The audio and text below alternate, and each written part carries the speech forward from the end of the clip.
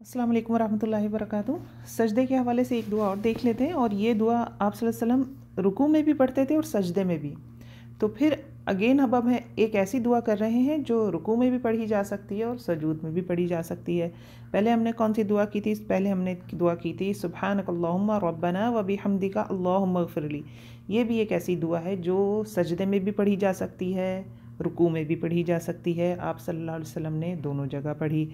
अच्छा, अब जो आज दुआ करेंगे वो भी ऐसी है, रुकू और सुजूद दोनों में पढ़ी जा सकती है। पिछली दुआ जो भी मैंने आपको पढ़ के सुनाई वो भी हज़रत आयशा रज़ियल्लाहु ताला अन्हा से रिवायत थी। ये दुआ भी हज़रत आयशा रज़ियल्लाहु ताला अन्हा से रिवायत है। और आज जो मैं दुआ बताऊंगी ये मुस्लिम में है।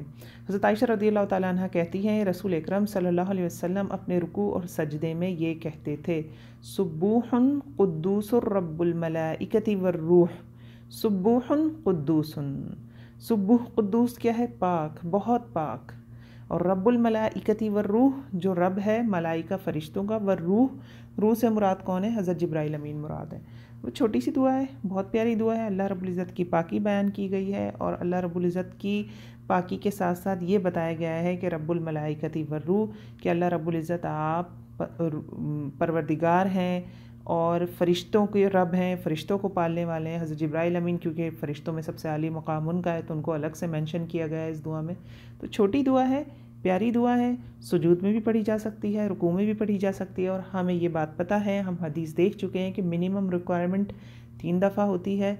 किसी भी दुआ को हम, जो ये वाली मसनून दुआएँ हैं जो कि आप सल्लल्लाहु अलैहि वसल्लम सजूद में पढ़ा करते थे, इन दुआओं को कम से कम रुकू में या सजदे में मिनिमम 3 दफ़ा पढ़ना होगा। फिर तवील करने के लिए हम इसको बढ़ाते जाते हैं। तो बहुत खूबसूरत दुआ है, छोटी दुआ है, प्यारी दुआ है।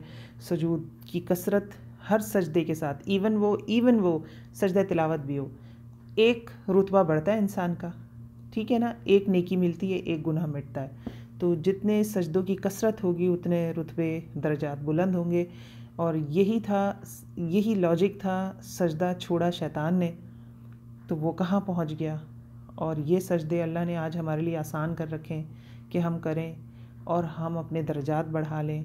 और कमाल की बात यह है कि बहुत सारे बुज़ुर्गों को मैं देखती हूँ कि वो अपनी पेशानी ज़मीन पे नहीं लगा पाते, वो व्हील चेयर पे होते हैं या वैसे ही उनसे झुका नहीं जाता। तो हम में से बहुत सारे ऐसे लोग होंगे जो बासानी अपनी पेशानी ज़मीन पे रख लेते होंगे। तो ये भी एक बहुत बड़ी नेमत है। This is the time. जो लोग सजदा नहीं कर पा रहे, जो अपनी पेशानी ज़मीन पर नहीं लगा पा रहे हैं, वो भी कुछ अरसे पहले ऐसे ही होंगे, भागते दौड़ते चलते फिरते एक्टिव। तो हम भी कोई दूसरी मखलूक नहीं है उनसे हट के कि हम पे वो टाइम ना आ जाए। अल्लाह ना करे कि आए, लेकिन हो सकता है आ जाए। तो this is the time, we have chance. तो इसको हम अवेल करें और अपने सुजूद तवील करें, लंबे सजदे करें, और अल्लाह रब्बुल इज़्ज़त हमें तौफीक दे के ये दुआएं हम याद कर सकें। और इनके अंदर जो एसेंस है ना, एक अल्लाह रब्बुल इज़्ज़त के साथ कनेक्शन बनाने का, अल्लाह रब्बुल इज़्ज़त इन सुजूद के ज़रिए हमें वो कनेक्शन जो होता है ना, एक अल्लाह से जो आपका लिंक बनता है, वो कहते हैं ना कि वो एक मतलब तड़प आती है दिल में, सजदों में हमारे तड़प आ जाए। तो अल्लाह रब्बुल इज़्ज़त हमें तौफीक दे। अस्सलाम वालेकुम रहमतुल्लाहि व बरकातुहू।